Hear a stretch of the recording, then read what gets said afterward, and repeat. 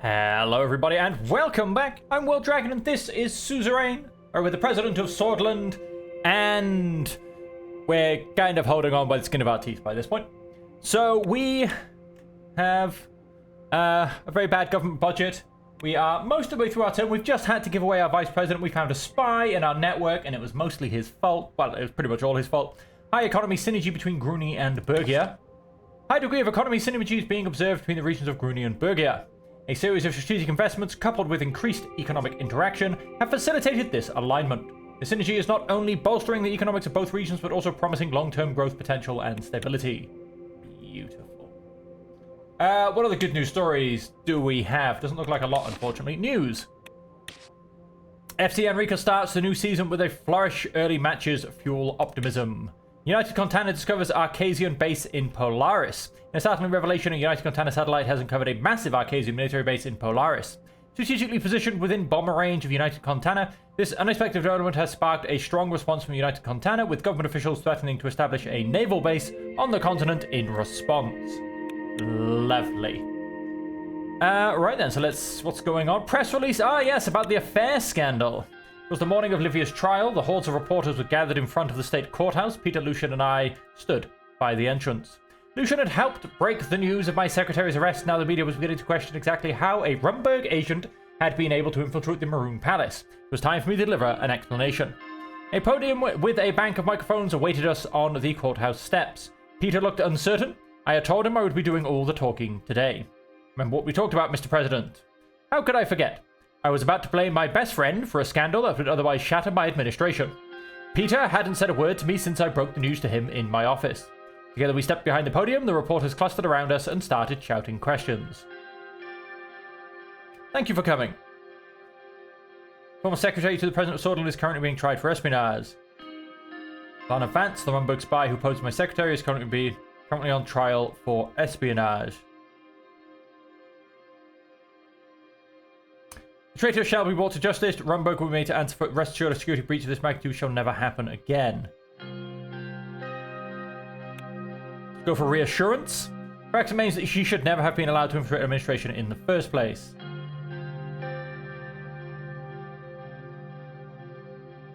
That she did can be directly traced to the carelessness of one man.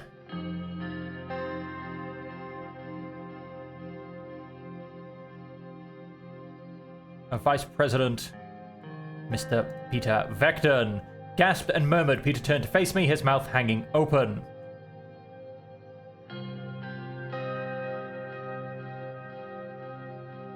The size of Swordland security has made him a threat to the state. No, we won't go that far. That sounds not as bad as this one. Shall be trialed for his shame. Therefore, the Vice President has tendered his resignation, effective immediately. Camera reporter was growing louder. Peter seemed to shrink behind the podium, his charisma failing him at last. That's it then, no going back from this. The reporters were becoming hard to ignore. One woman in the front row looked particularly insistent. I will be answering all questions on the Vice President's behalf. President Rain, were you implying that Mr. Vector and the covert agent posing as your secretary were engaged in intimate relations? Yes. Were you aware of this when it was happening? Gesture to Lucian to end the press conference. Lucian interjected. Neither the president or vice president will be taking any more questions. Thank you. The reporters reluctantly dispersed. Lucian, Peter, and I looked at each other for what seemed like an eternity. Finally, Peter lowered his eyes. I guess I'll go to the palace and start packing my things then. Goodbye, Peter. I watched Peter descend the courthouse stairs to his car alone. A shame about your friend, Mr. President, but it appears you will make it out of this unscathed. Of course, there's now the matter of replacing both your secretary and your vice president. I have a few candidates in mind. Very good, sir. We walked back up the stairs to the courthouse to watch the rest of the trial. And there you have it. The press conference has come out. Let's read the news. Infiltrated Maroon Palace. President's secretary arrested. Revealed as a spy from Rumberg. More details are forthcoming, but it appears the agent, whose real name is not yet known, managed to get past the palace staff's stringent background checks and obtain confidential information within the Rain administration. President innocent in spy scandal. A press conference in front of the Whole State Courthouse. President Anton Rain vindicated himself in the recent Maroon Palace intelligence leak. He revealed that the Vice President Peter Vecton was responsible both for hiring the Rumberg spy and disclosing sensitive information to her. We are secure once more. It's a good news story. Secretary arrested for treason. President Rain has announced he will soon be holding a press conference to address this potentially brewing scandal. Rain pins spy scandal blame on Vector. Dismissal of Vector may satisfy some, but we are duty-bound to get to the bottom of this scandal. Of course you are. It's exactly why you want to do it, not so you can sell more newspapers. Right, so we have selection of a new vice president, briefing on the women's rights situation. We'll go for new vice president first. It was here the day I'd been dreading since Peter's resignation. At the entrance to my office, my new secretary, Sylvia, took my hat and coat. She was a matronly woman in her 40s. She had a spotless background assisting various Maroon Palace officials. Replacing Livia had been easy, but replacing my vice president would be difficult. Swordish law dictated that if a vice president failed to complete his term, new candidates were to be put forward by members of the cabinet. After much deliberation, the list had been narrowed down to 3. Lucian Gallard was the front runner, followed by Gloria Tory and Albin Calvin. It was up to me to decide who would fill Peter's shoes. I wanted to chat with them one-on-one before making my decision. I had just begun to settle at my desk when I heard a knock from the door. Lucian entered and perched on the chair across from me. Sir?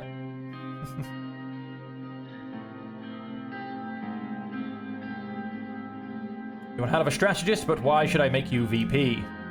It is precisely in my capacity as strategist that I have evaluated the experience and capabilities of your potential vice president. Objectively, I am by far the most qualified candidate. I advise you not only to think about our long history together, but also the many crises I have helped shepherd you through. I won't say much beyond that. I believe my work speaks for itself.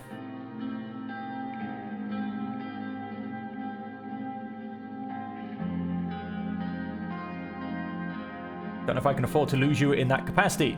Vice President, my ability to serve you and this administration will only increase. I expect you will make the right decision. Wow, he left my office just a minute later. There was another knock at the door and Gloria Tory came in. Mr. President, I must say I was not surprised at all when my name was put forward. Why were you not surprised? One does learn to expect few things after spending so many years in government. To put it simply, what I bring to the table is years of experience.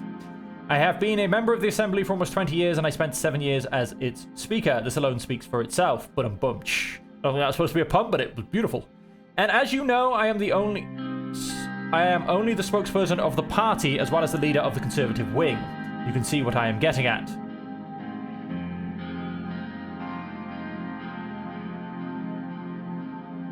You blocked my reform proposal.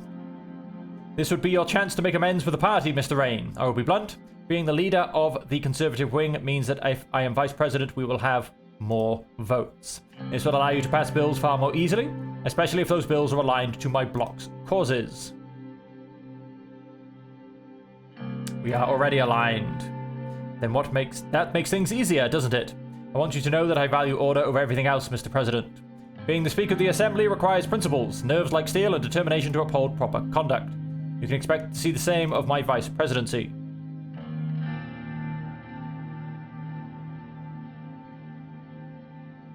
You being a woman could also prove advantageous. Not just any woman, a strong woman who was able to protect order in a room full of unruly men for 7 years. Think about the message it would send. The first woman Vice President of Swordland. No, the first woman Vice President in the whole continent. What support you would lose among traditionalists, you would gain tenfold among Swordish women. There is much to gain from selecting me, Mr. President. I believe you will make the right choice. That's all for now. Thank you. Gloria made her way out. A minute later, there was another knock at the door. This time, it was Albin Clavin's turn. It's a great honor to have been chosen as a candidate. Really terrific. We'll be straightforward. Why should I pick you? As you know, I represent the reformist wing of the party. What Swordland needs today is not only to catch up on our more modern neighbors, but to surpass them. I believe we can do that. No, I am sure. However, this will only be possible if we set aside our differences and unite as one. That is the outlook I wish to bring to the position of Vice President, so that Swordland can excel and soar to new heights. I did not ask about your opinions. What can you provide me with? Very well. The fact is, if I am the Vice President, reformist members of our party will be more likely to support you and your causes. This will smooth the passage of bills and help move our administration and our country forward in record time. That makes sense. And now that this country needs is more dynamic, youthful leadership. Look at you, President Rain. You became the youngest member of the Assembly and completely rejuvenated Swordish politics. I want to do the same. We need to be able to take risks to make gains that is only possible with a forward-looking perspective. There, I've stated my case. I trust your judgment. This will be all for now. Thank you. I leaned back in my chair, thinking about the pros and cons of each of my vice presidential candidates. I could almost hear Peter's voice in my head, laughing at the absurdity of my situation, but of course, he wasn't there. I'm not gonna lie, guys, I'm really torn. I mean, Lucian, it even went and said he is by far and out the best candidate. But, you know, getting one of the wings of my party on side, because, you know, position's looking a little shaky, and maybe having the first female vice president on the continent, which I think could be a massive political move. I don't know. I don't know. Briefing on the women's rights situation. 2:26 p.m., which was almost time for my appointment with Ciara on women's rights. There was a knock on the door. Ciara entered the room with folders in her hand. The door did not close behind her. Monica entered the room and stood next to Ciara. Mr. President. Anton, before we start, I just wanted to thank you for agreeing to this meeting. I've been dreaming about this ever since I volunteered for the Swordfish League of Women. I can't believe the moment's finally here.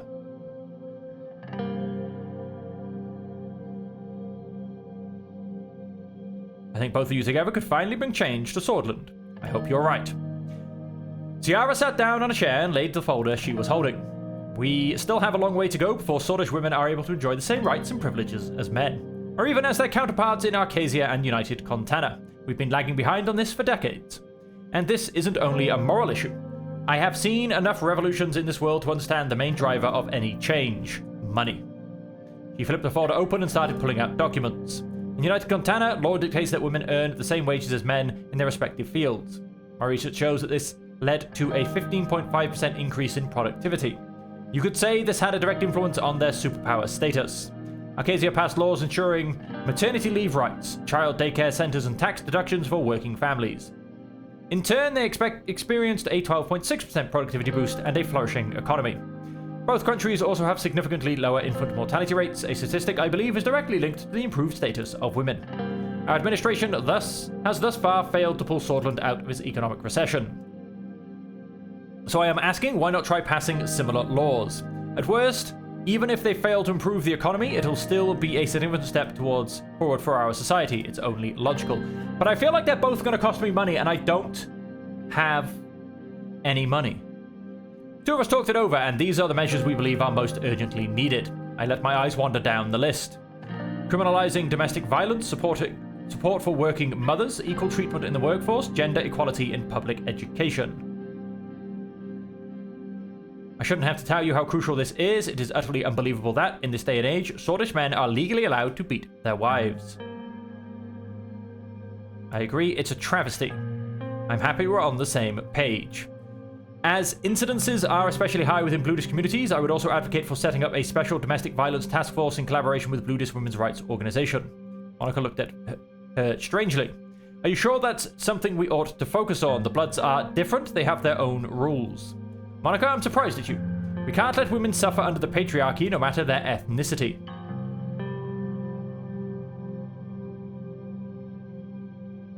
The Bloods must conform to Swordfish law. We can discuss the particulars once the law has passed. Support for working mothers.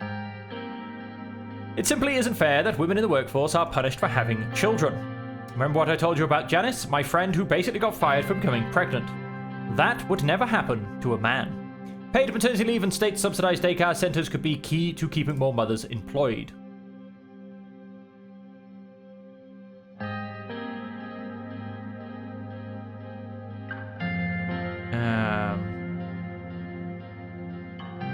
You always said you never regretted giving up a career. Anton, I never had a choice. Moving on. Equal treatment in the workforce. That's an easy one. Right now, Swordland has one of the continent's largest pay gaps between men and women. We need legislation ensuring that a woman doing the same job as a man is paid the same wage. We would also introduce quotas to get more women into positions of power, as in the assembly, for instance, or on the boards of corporations. Eventually, narrowing the pay gap is far more pressing issue, as it would bring financial independence to countless lower-income women. Ciara, we never talked about this, but I always thought that with more women in power, higher status for all women could naturally flow. Women are starving because they don't make a living wage. That's damn sight more important than your friend Janice being passed over for a promotion.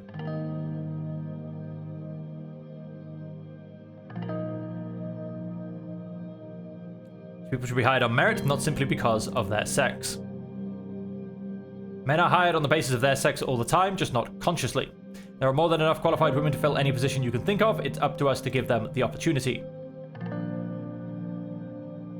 You know how much this means to me, and you've witnessed the dangers firsthand. The way girls are shut out of real education unless their parents have the means to get them out of the public school system, so many bright minds are being lost. I wouldn't entirely demean the old system. Ciara, Deanna still loves her handicraft classes. I'm not saying we'll take those away, maybe boys should learn handicrafts too. Imagine Frank in an apron. We've had this conversation, Ciara. I'm entirely on your side. That covers all subjects. What are your thoughts so far? You made a good case for all of these changes. Thank you. If we can pull this off before the elections, the Reign administration will make history. Is it all or nothing? Can I not do some? Because I feel like I want to do like 2 of them. A commission for women's rights in Swordland with me as its head. Our goal shall be passing and implementing a set of laws to solve the problems we just discussed. As the commission's spokeswoman, my responsibility will be to make speeches and organize fundraisers. I will be the face of this movement while Ciara handles the groundwork. If I can show that the First Lady is behind this movement, many women will feel encouraged. Especially those who aren't keen on pantsuits. The organization's name will be Commission on the Status of Women.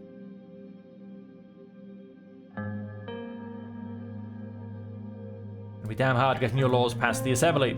I know, but even a watered-down version would be better than nothing. One more thing to consider before making your decision. This could help silence any of the public's lingering questions regarding your former vice president and the Livia Suno affair. Anton, I'm not completely naive. I know what we're proposing would have its downsides. But every time I look at our daughter, I think about how I'd do anything to grant her a better future. I know you would too, just like you told me all those years ago. I hope you'll make the right decision. We both do. Ciara was looking studiously at a scratch on my desk. She blinked and turned back to us. That's right, Mr. President. They rose from their seats unexpectedly. I took a few minutes to think. I will approve the creation of the commission and support it in your bill in the Assembly. That's all the excitement you can muster. You did it. We did it. Monica hugged Ciara. She smiled uncomfortably. It's not over yet, Monica. The true battle is in the Assembly. We'll celebrate once that's over with. I'll start gathering names for the commission tonight. Ciara started collecting her documents. She and Monica headed towards the door. Monica paused before leaving. I love you, Anton. I'll see you at home. I could hear Monica and Ciara talking excitedly to each other as the door closed behind them. I looked out my window over the city of Holsword. It was a clear day outside. Alright, so we've just made a commission for women's rights. Still nothing happening. Do I have to make my decision now? Vice President selection. Swordfish League of Women donation.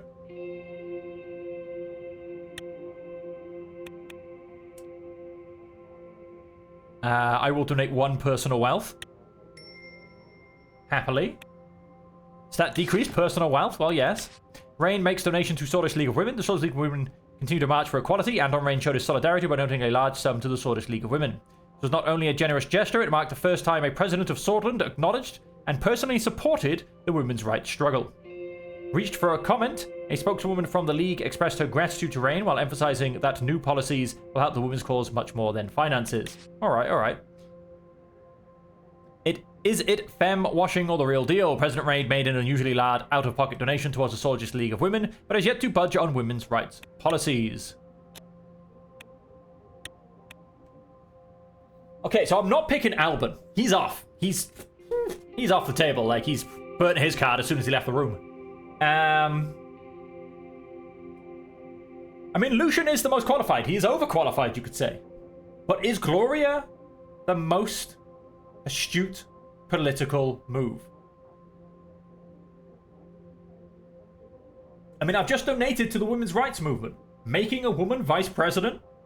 I mean, double boom. Secondly, she is the leader of the traditionalist party in the USP. But I mean, Lucian is out and out the most capable and the best for the job. And I've just gone and said that someone should be picked on their merits and not their sex. So, sorry, I have to actually stand by my guns. I've just realized that. I've literally just told my wife and Ciara that someone should be picked on their merit and not their sex. So, I can't pick Gloria Firm because I think it will be a good political move. I can't do it. I'd be a hypocrite. Now, I might lose the game, but I'd be a hypocrite. Start of the day at the palace. Lucian and I went on our way to my office. I was holding a mug of coffee in one hand and a folder of various documents in the other. As we turned a corner, Lucian spoke. The Ashtraf anniversary is coming up soon, the most important day for the Bludish populace. Montani Ashtraf is one of their symbols, as you know. Your presence at this event would show your desire for a more unified Swordland. We will reap the benefits if you decide to go, I'm sure. You are right. Lucian nodded.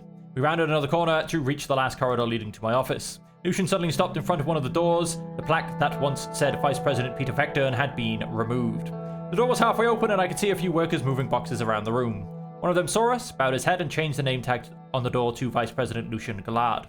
Another handyman dropped a heavy-looking box on the desk. A crunching sound was heard from within. Mr. President, this move requires my personal attention. We shall discuss the Ashraf matter later. Good to have you as my Vice President, Mr. Lucian. I am glad to have you as my President, sir. I entered my office and asked Sylvia for a second cup of coffee to wake me up. Another long day was waiting for me. Connections update, right, yes. Lucian is now the Vice President. And he's my Chief of Staff. I feel like, is he going to get replaced now? Let's come back down here. We're jumping around everywhere. Lucian Glad rises to the task. Is an enigmatic figure among the USP members. He is known to be highly efficient and a task-oriented individual that takes pride in honesty. Is the Vice President. I catch myself thinking that honestly, we all saw this coming. The man was working alongside President Reign for years. He is somewhat of a shadowy figure, as not much is known about his past apart from his successes to rise up to this point. Oh, don't tell me he's gonna have a horrible past I don't know about. I don't need that. Alright, what's going on in Vesord? Mediation of a dispute in Gendarmerie. I arrived in the city of Vesord with my new Vice President Lucian, after receiving an emergency meeting request from Iosef and Lilius. I had seen the reports of a recent issue that rose between the Swordish police forces and Gendarmerie units at the city. The report said that an operation against a drug trafficking gang in Vesord failed due to miscommunication. It was not hard to guess what this meeting was going to be about. We entered the city hall and made our way to the second floor. I could hear Iosef and Lilius' voices echoing through the hall. I opened the doors to the meeting room. The two ministers did not even realize. This is unacceptable. How dare the police meddle in the affairs of the Gendarmerie? It was your men who started this ridiculousness and meddled with an ongoing police investigation. Their voices were getting louder and louder. Rural security is my jurisdiction and your men were way outside of Vesord. Mr. Lancia, Miss Graff, please remain calm. What is the problem? Mr. President, Mr. Gala, Mr. Vice President.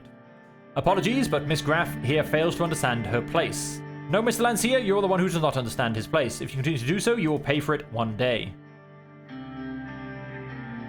Calm, that's enough. Calm down, both of you.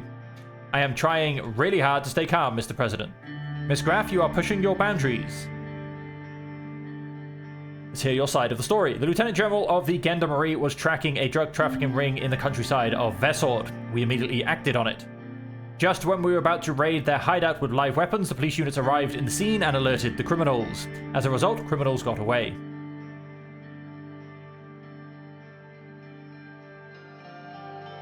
Isn't there a line of communication between you?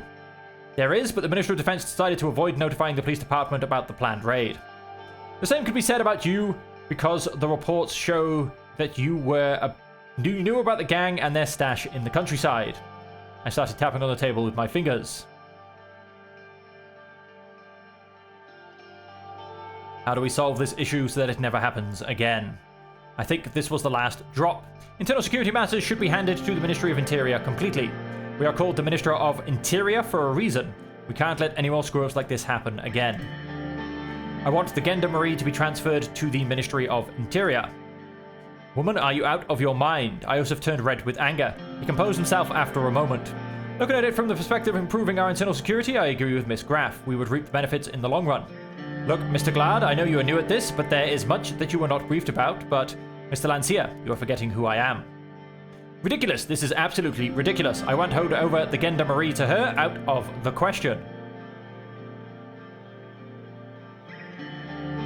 Do you have a better solution? Whenever operations overlap, we should engage at a lower rank with the local officers on both sides. We could work on establishing that, but it still doesn't change the wrong system that exists now.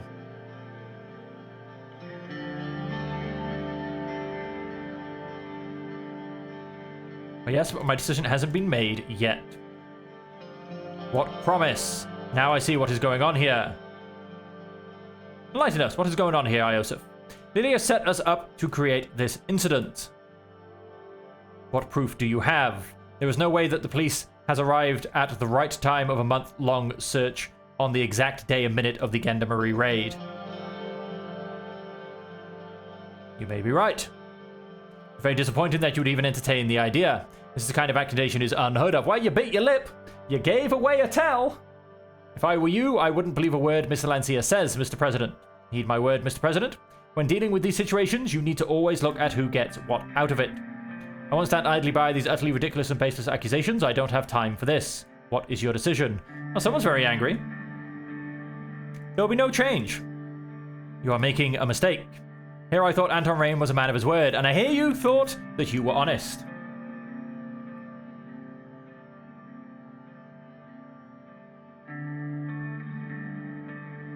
I want capable and effective members of cabinet. We will do our best, right, Mr. Lancia? That's right, Miss Graff. And have the room to attend to my next scheduled meeting. She definitely set that up. She gave that away. I'm sure of it. The Anti-Corruption Police's continuous investigation on the oligarchs. A few leads have been uncovered revealing Walter Tusk and Marcel Caronti's involvement in illegal dealings, including suspected arms smuggling and money laundering. These will be duly followed up on. News. Anti-Corruption Police investigate Lothar Group.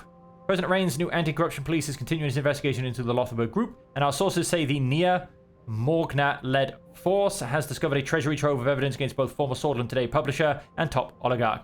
Hang on, isn't this supposed to be a private investigation? Why is this in the news? Don't I control the news? Neil Morgan requested to set up an off-the-books meeting to relay a new development from the criminal investigations conducted by the Anti-Corruption Police. She was seated right across from me in the meeting room, Mr. President. You asked the ACP to start investigating the oligarchs. We couldn't find anything related to Walter Tusk yet, but there is a silver lining. By sheer luck, we have come across a suspicious link in Estord. She handed over a police report detailing the network of Coronelli gang in the city. A ledger was previously found in one of the raids against the cartel. It has contents linking their operations to a subsidiary of the Heart of Swordland conglomerate. What's wrong in the investigations? This is a very big accusation. Are you absolutely sure?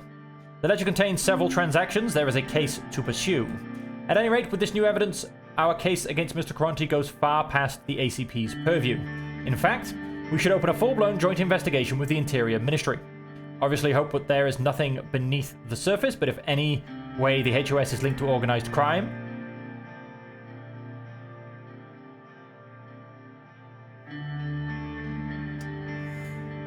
Is there no way to respect HOS can be linked to this? I don't believe it. To figure out the truth, a more in-depth investigation needs to be launched. So, will you allow us to open an investigation? We both locked eyes.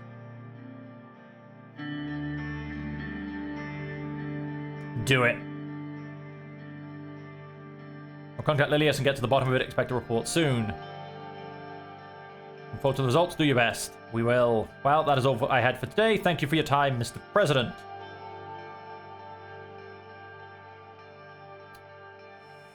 Do nothing. Marcel's cartel ties were real. This was huge news. I had to be careful, more so than ever. That's what I was just kind of thinking.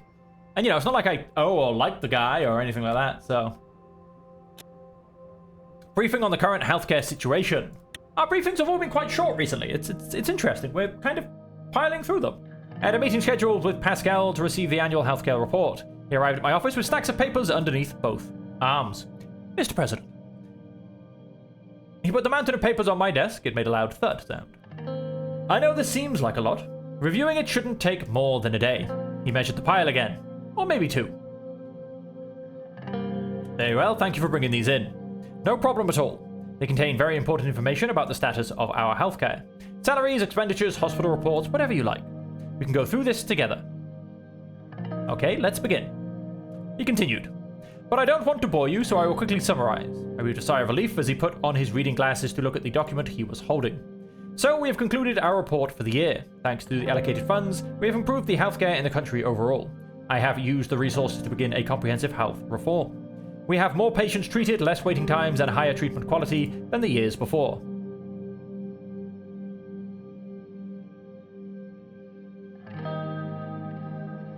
Thank you for your hard work, Pascal. This wouldn't be possible without your wise decision, Mr. President, so thank you. We are certainly on the right path to challenge even Lesbia or Vauxland in the matter, but we are not there yet. However, give it a few more years and we might even surpass them. We will surpass them. Yes, we will. Moving on. Pascal skimmed the rest of the documents before putting it down. The investments we poured into our rural health facilities has paid off greatly. The quality of care increased due to the upgraded equipment, and we were able to hire more healthcare staff.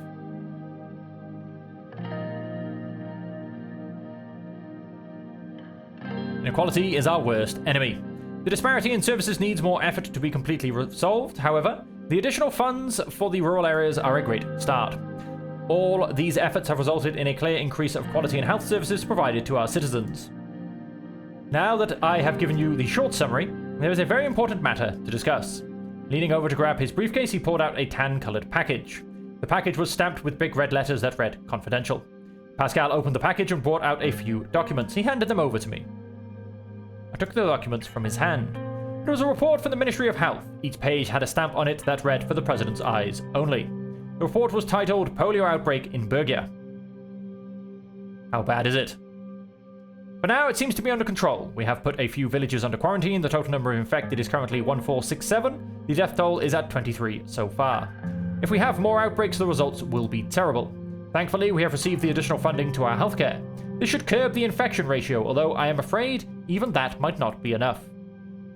This is a very serious matter, Mr. President. The lives of Swordfish citizens are at stake.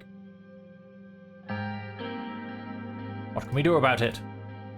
We have done our research. There is a cure. A vaccine was recently invented in United Contana, and the formula has been made available for free across the entire world. No matter what people think about United Contana, if the same thing had happened in Arcasia, we would be paying a steep price for it. Thanks to the very good decision made by you to increase funding for our healthcare, we have the capability to produce this vaccine locally. But I'm afraid simply having the vaccines won't help. We need to make sure they are administered. We need to implement a nationwide mandatory polio vaccination policy. With your order, I can immediately get to work to ensure we are doing whatever it takes. This might seem excessive, however, it is absolutely necessary.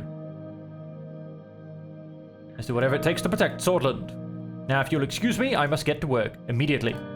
He got up from his seat. Thank you for your time, Mr. President. He left my office, leaving something dark side. We have... What have we got? Mandatory vaccinations. Epidemic prevention measures. Epidemic prevented? Alright. Look at it. Look at this welfare situation. Look at it. Look at it. It's also green. It's beautiful. My economy, on the other hand, rather more red and yellow than green. Law. Oh, you know, we've come out even so far. I might be able to turn this one around. Oppression of brutish people. I'm trying to turn that one around. That one I messed up on at the beginning. I thought I did a good thing, but I didn't. Well, yeah, you know, we're not doing too good on order. How about diplomacy? We are... We're not doing too bad. It could be worse. Could be much worse. Volcanic power. Yark Trellis harnesses advanced energy solutions. Is piloting the use of volcanic activity to power advanced technologies by employing innovative geothermal energy systems. These systems tap into the heat from the country's active volcanoes, converting it into electricity through a network of wells and heat exchangers that access geothermal reservoirs. Confederacy of Yark Trellis. The success of this project sets a precedent for other nations, opening doors to further exploration and development of alternative energy solutions. Okay. And with that, ladies and gentlemen, we are going to leave it there. We have healthcare spending. They can start new programs. I have a meeting with my family. Not, I've got, you know, an evening with my family. No. I have a meeting with my family. And the LSBA bill has been passed by the GNA. Less smoke bill. And with that, ladies and gentlemen, let's have a quick look at a couple of our cities. I mean, this was a pretty bad one up in Estord. We still have organized crime and police forces overburdened. One of our worst was Narbal. Low literacy rates and lack of healthcare services. I feel like that... I don't know. I feel like that should have disappeared by now. We all still have the organized crime as well. We also had a pretty bad... I think up here in Larson was also pretty bad. Yep. National security threat. High levels of poverty and lack of healthcare services. We do have... I'm surprised it doesn't show it. I'm sure we have the border defense built there, and in Estord as well. And I think in all 3 cities I just checked, we have the border defenses built.